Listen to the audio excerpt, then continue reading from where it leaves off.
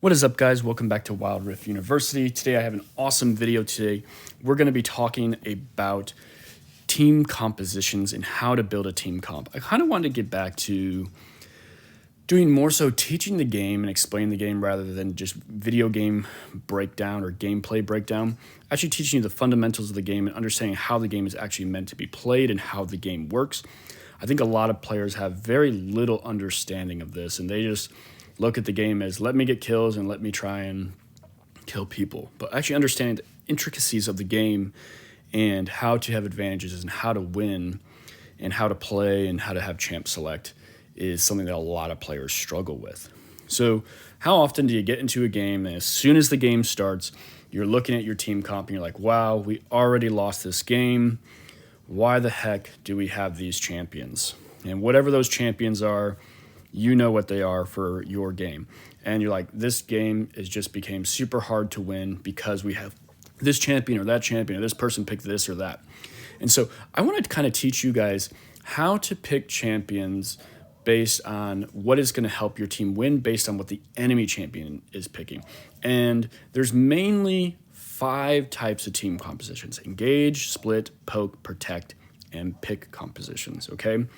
And I'm going to teach you how to identify whether or not your team is building one of these types of compositions or if the enemy is building one of these type of compositions, and then how to pick champions to counter those compositions. Now, this will be easier said than done because the truth of the matter is most people who play this game, they're one tricks or two tricks, okay? And how you know if you're a one trick, if you can't get to the rank you're at without playing the one champion that you play, well, you're a one trick. And there's nothing wrong with being a one trick, but if you are a one trick, you have to understand champion mastery in order to do this effectively. What does that mean? That doesn't mean that you've reached a high rank with them or you have the top champion mastery in the game. What it means is you understand the sub-identities, the primary identities, to your champion and how to adapt your champion identity to the situation that is needed. If you don't know what that means, you probably haven't actually had full champion mastery. I have some videos in my channel about that and how to do champion mastery and how to understand your champion's identity and sub-identities. It's in one of my videos, so watch that video and I'll give you a better idea on it, but I'll probably make another video about it as well. Anyways, so you have these main compositions, okay? And as you can see right now, basically the way that this works is the long line going to the other one is a hard counter, and the short line is a soft counter. So engage is a hard counter against poke and split. Split is a hard counter against protect and poke. Poke is a hard counter against pick, soft counter against protection, and protection is a hard counter against engage, and protection is a soft encounter against pick. So long line is a hard encounter, short line is a soft encounter. And this basically just gives you a basic idea on how the game is supposed to be played. Okay, your most played roles or your most played compositions are engage comp and pick comp. Okay, and the reason why, it's super simple. Every single person that plays this game wants to be the carry. Every single person that plays this game, all they care about is kills. They don't understand that objectives are how you win the game. Objective control, wave management, it's a better way to actually say that, and decision making is how you win the game. But most kids just want to be flashy, they want to get kills, and they want to get gold. They don't really care about anything else, and they think that's how they win the game. Then they get into games where you have kids who understand things like this, and they get absolutely demolished in games, and they don't understand why or how. Because they don't understand the intricacies of the game and how compositions and teamwork actually make a difference. So what this video is going to do, it's going to show you like what to do in the event that you see your team basically building a engage composition, as an example, and the enemy team starts building a protect composition. Well, if you're lucky enough to where you are maybe not a one trick and you have a larger champion pool, you can start switching your composition maybe into a a split push. So the enemy team starts picking all these protect champions, your team's picking engage champions. Well, now you can maybe pick like a Fiora split push, a Riven split push, a Jax split push to hard counter that protect comp, because it's not going to allow them to basically engage in the way that they want to in order to win, or vice versa in any of these. You guys will kind of have to just utilize these. I'm going to kind of give you examples of those team compositions as well, give you an idea how to do it. And I'm going to break down each one of these, because maybe you don't know what an engage comp, a split comp, a poke comp, a protect comp, or a pick comp is. I'm going to give you a breakdown on all these as well, so you kind of have an idea of when you see your team starting to build this, or if you're trying to build this. So if you're trying to build an engage composition, engage compositions typically are going to have a hard CC champion, a hard engage champion. So easy example of that is going to be like Malphite, Wukong, Braum. Those are some hard engage champions. It doesn't necessarily have to be a tank. Like Nami can be a hard engage champion as well with her ult, okay? They're going to have lots of CC champions with AoE damage and high DPS. So example, like a Wukong, a Orianna, a Vayne, maybe a Jinx, champions like that. They have high DPS, they have high AoE damage, and they all just are looking for a team fight engage, a Misfortune, okay? The reason why, now this is the most played team composition, okay? And the main reason why, it's easy to play. It doesn't take a lot of teamwork, in a game like League of Legends where there's very little communication and poor communication because it's all through typing, and to type, you got to stop playing and it makes it more difficult unless you're on comms. It's really easy to execute. It's super easy to execute. You don't have to be very good at the game to see, oh, my Malphite engaged in, now I'm going to engage in. It doesn't take a lot of intelligence. It doesn't take a lot of mental fortitude. The downside is these can be ultimate dependent. So like, if your Malphite ult's down, then, it's kind of hard to engage. And we all have played those games where we see the team, they're like, all they're going to do is wait until the Malphite ult is up. And as soon as the Malphite's ult's up, they're going to fight again. And until that Malphite's ult's up, they're just going to keep playing passive. That's basically an idea of like what an engage comp is. And there's many different aspects of it, different champions. I'm just using some of the common ones that you'll see. And I'm going to give you some champion breakdown examples as well as we go through. The next one you have here is your pick comp, okay? I'm sure you all know the pick comp. This is the second most played one, okay? Engage comps and pick comps are the most played, and like I said, once again, that's because everybody wants to do damage, everybody wants to get kills, everyone wants to carry, okay? What is a pick comp? High burst damage, single target champions, CC, and mobility. What does that look like? That looks like champions like Ahri. That looks like champions like Evelynn. Champions that one-shot you, basically. Akali, Zed. These are like pick comp positions, okay? What are their win conditions? They're looking for uneven fights, lack of vision, catch-outs, okay? What does that mean? Uneven fights. Maybe you, they have a fight where a player steps forward too much, they blow up the carry, now it's a 4v5, and now they're going to look to attack you because they have the damage in order to beat you out. Or what they're doing is setting up traps in the jungle, clearing vision as they catch you out in rotations. They kill someone now that they have numbers. They're looking to fight. Because the truth of the matter is the weakness of this is it's going to be, and this is actually a type, it's not engage comps. Engage comps aren't strong against this. The weakness against this is going to be like protect comps and siege comps as well. So that was just a typo. I kind of messed this up, that mess up right there, but I'm not going to redo the whole video because I've already had to redo this video once because of a recording error, and I'm just not going to do it again. But if there's a couple if this team falls behind, basically, and they no longer have the damage, then they're basically useless.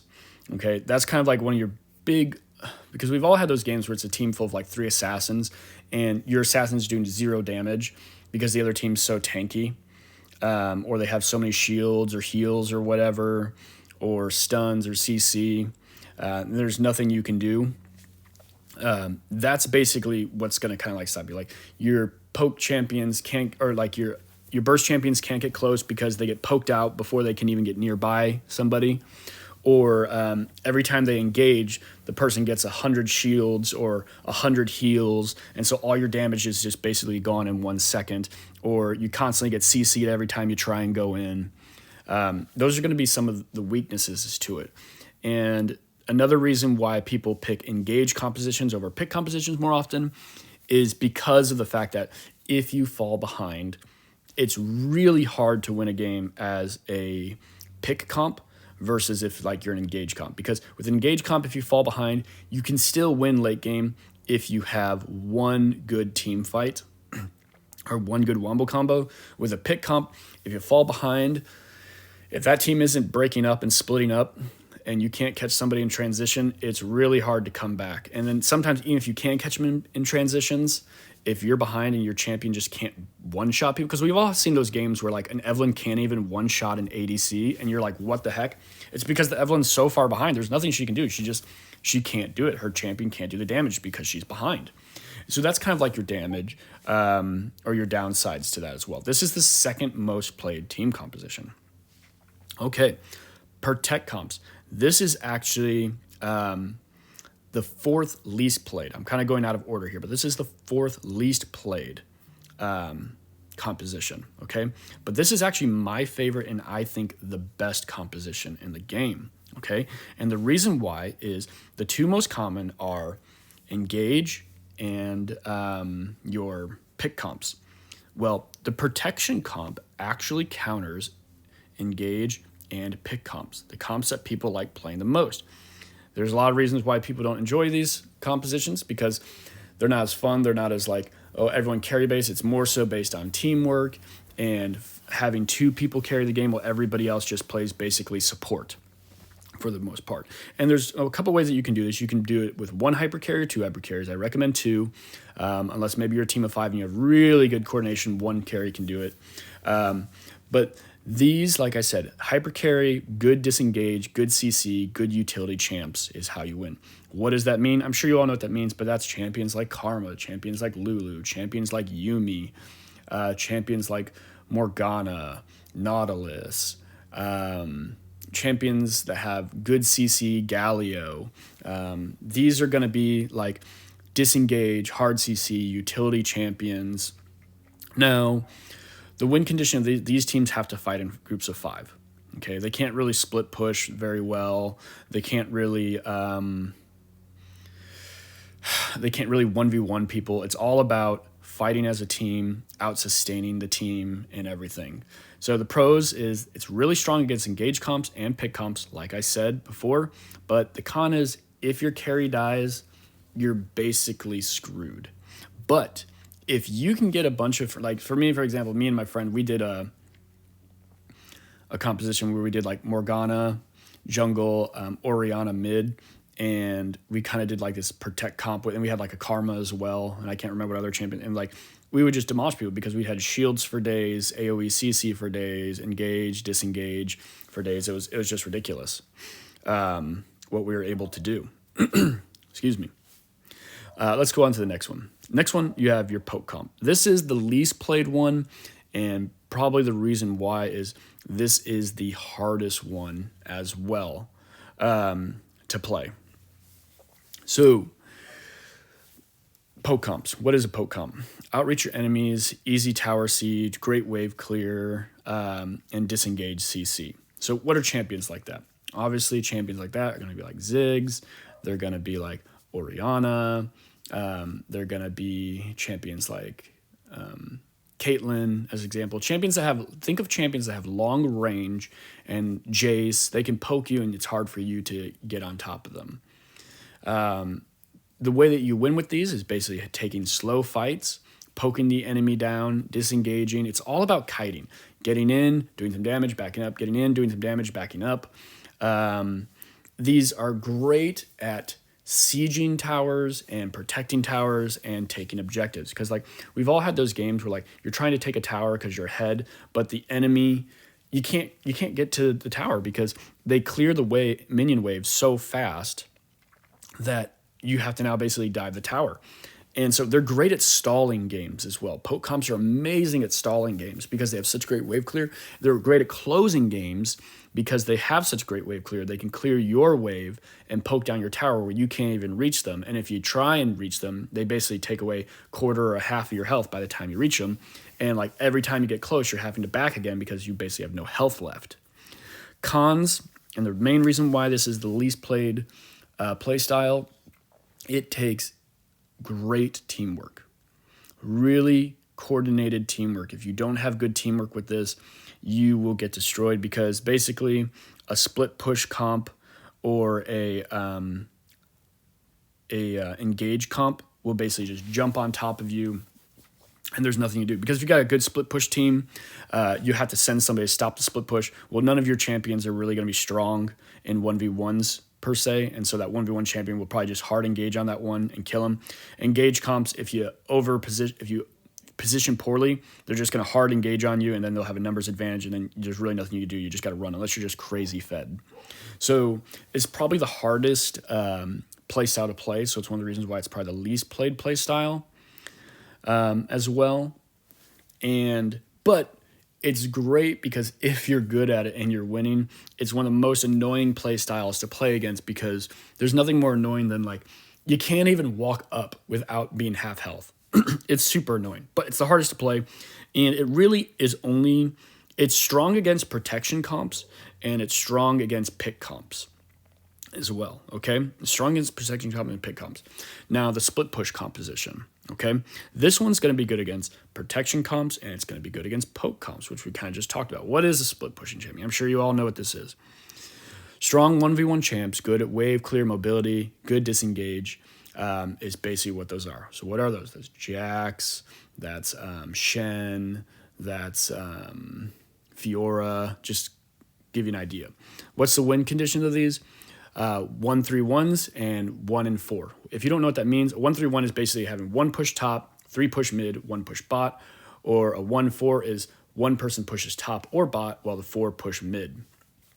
Keeping pressure on multiple objectives at the same time, keeping enemies confused. So as you see, the pro of this is it's hard to defend against without good coordination or good game understanding. Like if you don't have good comms or anything, it's really hard to defend this if you don't understand like how to defend against a push. And I think this is one of the ones that most people really struggle against a lot. They don't know how to pick a team to stop somebody from splitting. Like I said, split pushes are really good against protection comps and siege comps, but they're not as good against attack comps and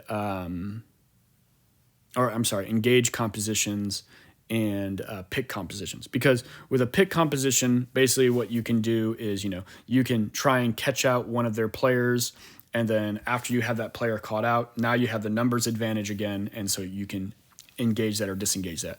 Good split comp teams understand that it's kind of a dance, like you engage, disengage, your person who's split pushing pushes, stops his push, makes it look like he's going to stop, restarts pushing again to constantly keep the enemy guessing, like, do I go in? Do I go out? I'm engaging. The enemy team tries to disengage. The enemy team, or your team tries to disengage, but the enemy team engages on you, so that way you can't back to stop the split push. And it's understanding the dance. It takes lots of coordination and teamwork, but not as hard as like a siege comp or a poke comp in general. Some of the downsides, kind of like almost all things, if you fall behind or get caught out, this composition is really weak, because we've all had those compositions where we have one champion who just refuses to team fight and he's already super far behind. It's usually a Scion, and all he does the whole game is just split push, split push, split push, split push, split push, and all he does is die over and over and over again. It's basically making the game a 4v5. And then your team just gets absolutely annihilated. Or like he's split pushing, but the other team has a strong wombo combo team, engage comp, and they just keep hard engaging on your team 4v5, and he's super strong, but he won't fight with your team, so your team just ends up losing, even though he started the game off super strong. We've all had those situations, and it's super annoying.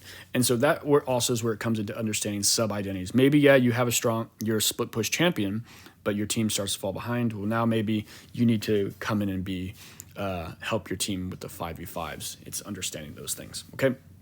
Now I want to give you guys a basic idea of what these compositions look like, and I'm in no way saying these are the best in any way, shape, or form. I'm just giving you basic champions with an idea so you understand what does like these team comps look like. So let's look at engaged comp first, since that's the first one we did.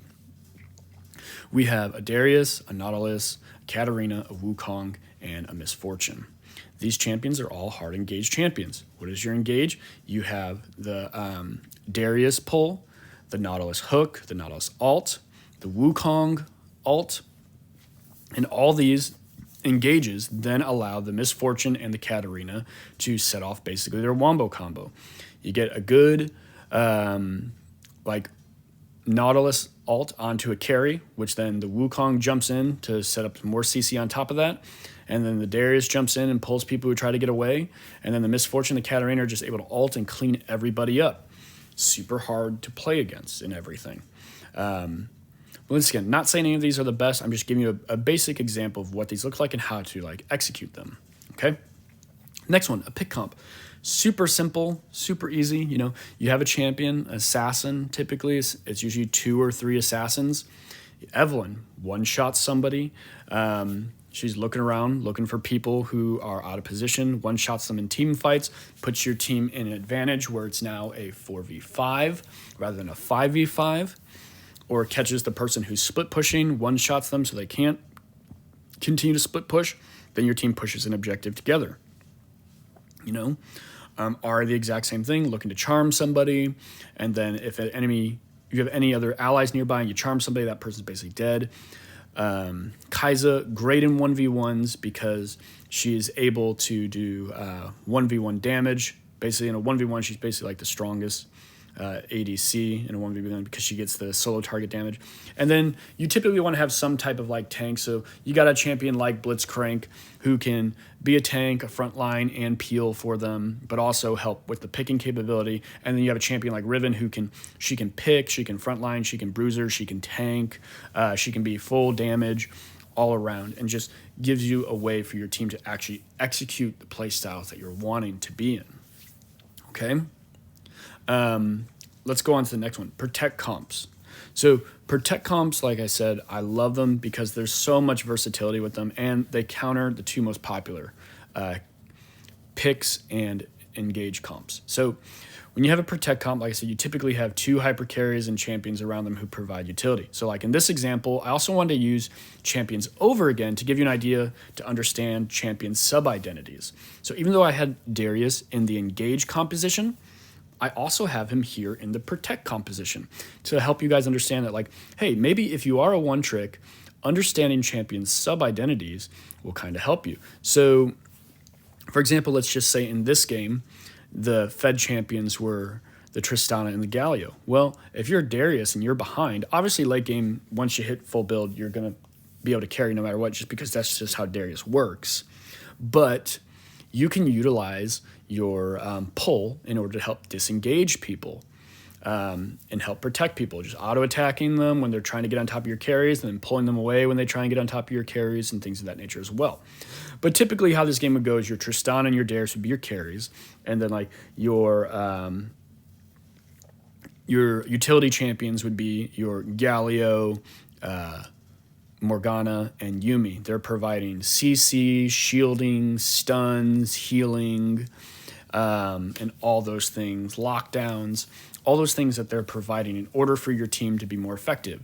And I usually like to have my protect comps in a way that they can be a little versatile. Like I said, like in this one, if one of your like even Tristana has a way to peel herself. She can protect herself with her ult. She can push people away. She can jump away. All these champions, basically, except Darius, have ways that they can kind of peel and protect themselves to a degree, okay? And you're never going to have the team composition perfect, but understanding ways that you can utilize the champions you play in order to create an identity that helps you win against the composition that you're going against. Okay, let's look at another one right here. Poke comps. Super fun to play, super annoying to play against, incredibly hard to do. Obviously, you have a champion like Caitlyn, the longest auto attack range of all the ADCs. She can auto attack anybody out of any range. Ziggs, we all know exactly how annoying it is to go against Ziggs. He can basically bomb you if you get close to him, bomb himself away if he feels like he needs to get away. He can bomb towers. His wave clear is ridiculous.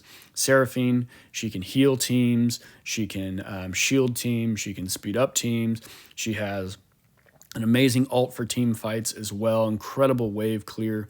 Jace, exact same thing. He has his own disengage because like I said, in these poke comps, you need disengage, you need wave clear, and you need to be able to poke really hard. Okay? All those champions poke really well. Then you got someone like Morgana. She gives more wave clear. She gives more poke with her S2 when she has Riley's Crystal Scepter because she slows him down in there as well. She provides disengage and shielding disengage for her team so that way they can get away if they get hard engaged on top of. And then you're utilizing these in order to poke down your team, utilize good positioning, but you're giving yourself disengage venues in case your team gets engaged on. Hence, like I said, the Seraphine speed up, the Seraphine shield, the Seraphine heals, the Jace hammer to disengage, the Morgana ult, the Morgana puddle, the Morgana black shield, the Ziggs bomb, and then like Caitlyn, she has her traps and she has her netting. All these things give them disengage to where they can poke real hard, but also disengage if the enemy tries to hard engage on top of them. And like I said, I used Morgana because I used her in the Protect comp, but I'm also showing like, hey, she can also be used like in a poke comp, letting you understand that like there's different champions you can use. They don't have to play in one role.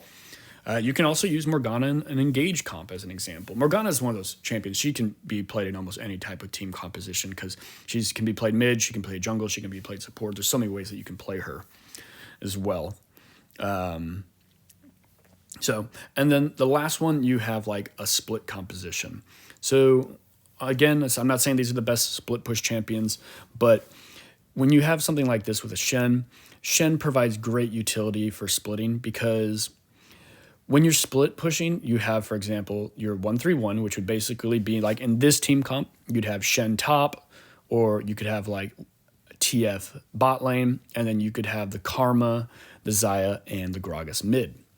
And when you have a comp like this, basically what you're able to do is your Karma, Xayah, and Gragas can split push or can push mid while the other two split push the lanes. They both have, those three have good wave clear, they have good disengage, and they have good engage. If they get, if they need to clear wave, you got all the you got the Karma's S1, you got Xayah's abilities where she can clear the wave real fast, and then Gragas has good wave clear with his abilities in order to help siege and push lanes and keep the enemy engaged. And then they have decent poke as well. So if the enemy tries to disengage from them, while the enemy team is, while your other two lanes are pushing an objective, they have poke to where they can stop them from being able to disengage but still stay at a safe distance. If they get hard engaged on, they have great ways to disengage with the Karma ult, the Karma speed up, the Xayah ult, the Gragas ult, great ways to disengage. Now, if the enemy team decides to push up on them, like on fives, on against the three in the middle, well, then your Shen and your TF can ult in, if need be, to get there quickly. Or if the team decides to jump up onto the Shen, well, the TF can ult across the map to get there to help, and the Karma can speed up the Gragas and the Xayah to help them get there quickly to help. Or what they can do is they continue to push a different lane while they have advantages because they sent more people to a different lane, vice versa with the TF as well. They have tons of options in the way that they can approach everything because of the mobility of their champions. TF can assist wherever he needs to, as needed, or get away with his ult. Shen can assist wherever he needs to, or get away with his ult. And then the mid lanes, they can engage, disengage, or rotate around the map quickly because of the mobility of their champions as well. Okay? Now, kind of just to, once again, go back to this right here just to show you. And I want you guys to like kind of look at this, really think about this. Think about the champions that your team is picking and where do they fall in line? Are they picking champions that are making your team a protect comp, a pick, engage, a split, or a poke comp? What type of composition is your team building? And then how can you build in order to strengthen that composition if it's a composition that works against what the enemy team's building? Or if the enemy team is picking a composition that's starting to counter what your team is building, what can you build in order to counteract it? So like, for example, let's say your team's building an engage comp, but the enemy team realizes you're building an engage comp. So all of a sudden they all start picking protect champions. Well, now you understand that protect is a hard counter to engage. So now if you continue to pick engage composition, you're putting yourself at a huge disadvantage because protect comps are strong counters to engage comps. So what you could do instead of picking an engaged camp, you could pick a split push champion, something like a Fiora, something like a Jax, you know, something that has good split push ability that would counteract, because split pushing is a hard counter to protect because the protect comp can't send one person to stop the split push. Otherwise, they're basically, that split pusher is just going to own them. Or if they send somebody over there, the engage can hard engage on the protect, and then they're at a disadvantage because the protect comps, they have to be in their 5-man groups in order to work properly.